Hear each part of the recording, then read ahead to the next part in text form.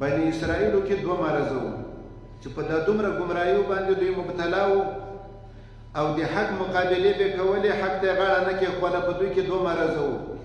یو حب جاه د مرتبې څخه شوقیان وو چې یو څه شي خو وایي جنرال وایي بریدمن وایي ډګرمن وایي پلانی وایي د مرتبې څخه شوقیان پسې مړه ومړه او دویم د حب مال د پیسو څخه وږي وو پیسو پسې مړه نو الله تعالی د دې دواړو مرضو علاج ورته وښوده نسخه یې ورته پیش کړله دوه اجزا یې دي واستعینوا بالصبر یو کومک حاصل کړي په صبر باندې نو صبر ویلی کېږي حبس النفس زړه را ایسارول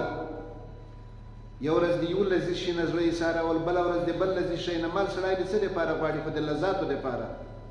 نو چې لذایزو نه ته زړه ایسار کړي نو مال بیا څه کوي پیسې خو سړی دې ته غواړي چې ښه موټر مې په اخیستی وای ښه بنګله مې پرې جوړه وای ښه کور مې پرې جوړ وای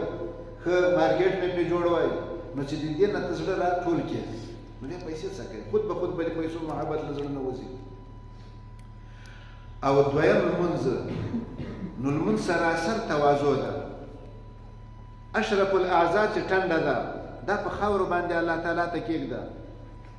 نو جاه بیا چېرته پاتې سو مرتبه بیا چېرته پاتې سوله نو بیا به هغه د مرتبې او د اقتدار شوق به دې له زړه نه وځي چې دا دوه مرضونه د زړه نه وواته بیا اصلاح ډېره اسانه ده او دا دوه مرضونه که په زړه کې وو بیا به په فتنو کې مبتلا یې د اقتدار د شوق له وجې نه خلکو څومره خلک مړه کړل د اقتدار د شوق له وجې نه خلکو څومره خلک مړه کړل خلک پیژنئ او پاتې شو د دنیا د محبت له وجې نه خلکو څه ونه کړل په سلوکو پر ورګډ شولو مختلف قسمه اعمالو ته خلکو غاړه کېښودله حتی لندن او واشنګټن ته پسې ورسېدل چې ډالر دي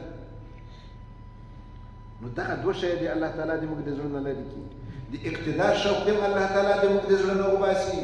او د مال او د دولت شوق دې الله تعالی دې موږ د زړه نه وباسي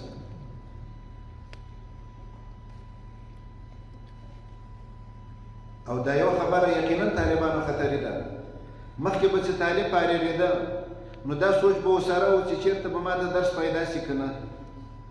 او طالبي کې به یې مختلف شروح اخیستي وو چې که په مدرسه کې پلانی کتاب راکړه بیا به دا شرحه پرې ګورم بیا به دا پرې ګورم چې ښه درس وکړم په طالبي کې به یې طالبانو ته درسونه کول چې بیا فارغ سمه چې درس وایي سمه د درس ترتیب مې زده وي خو اوس په طالبي کې هم طالب اول کمپیوټر هم کوي چې دا مې زده کړی وای بیا به چېرته ریاست نسم کولی